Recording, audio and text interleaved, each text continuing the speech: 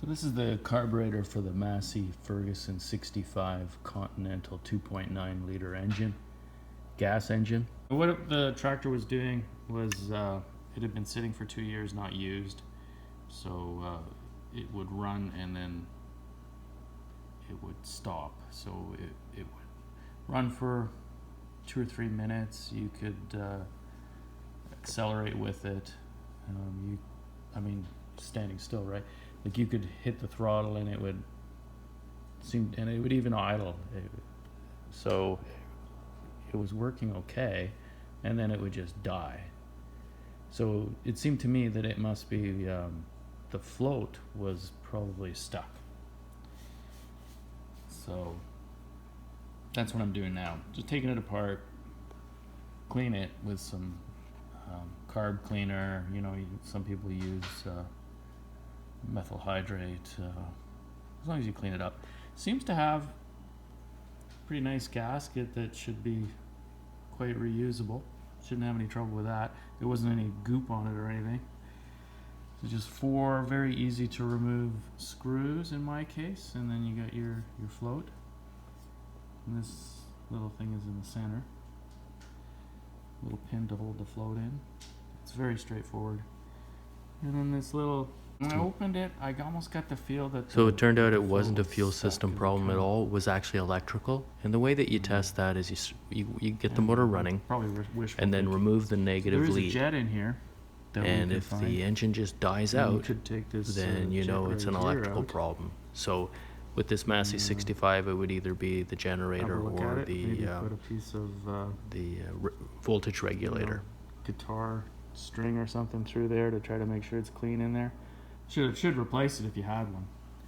But the idea that you'd need to buy a whole kit, like to replace the gasket and the jets and stuff, you probably shouldn't, because there's not much to it. There's only one jet and this one here, right, for the float, which that doesn't have anything much to it, so should be good.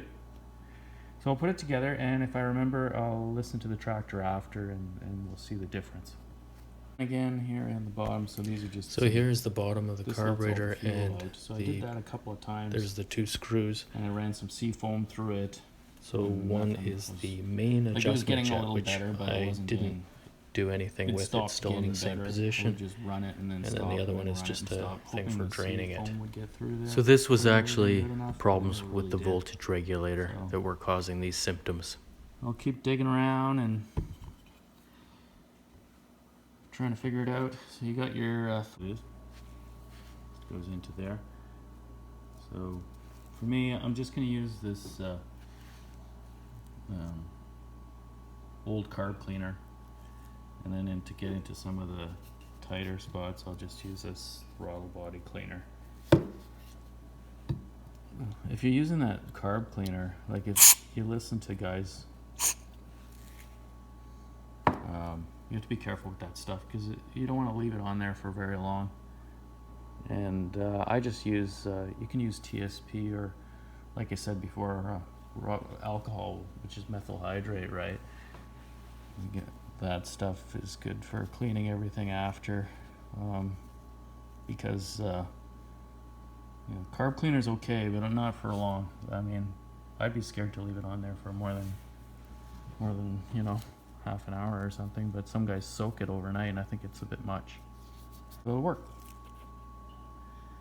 And I would tell you that let's put some gloves on, and don't do it in the house. My wife is not here. Get out the high-speed jet, I guess. There's only really 2 jets in this thing.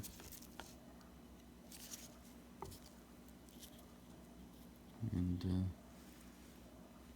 make sure that that's not... Let's see. That's not...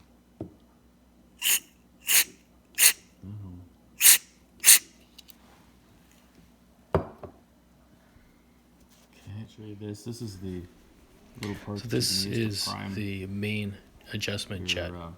He sells on eBay for about $60 US, pretty expensive. So it is. At the time, I didn't really realize it, and it didn't need to be adjusted. It didn't make any difference, anyways. So So, but it definitely looks like it's seen better pretty days. straightforward, as you can see. Easy to clean. And I don't want to piss around with it. So I got this reassembled now, and as I'm working on it, put the idle screw back in.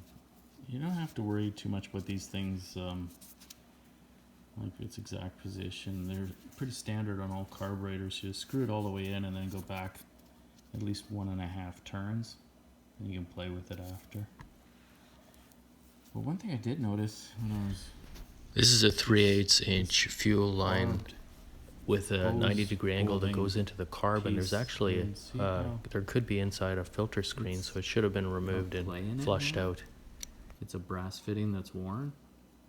I mean, air can get in there. There's no suction, it's just a gravity feed going in, so if it's leaking, it should be drip.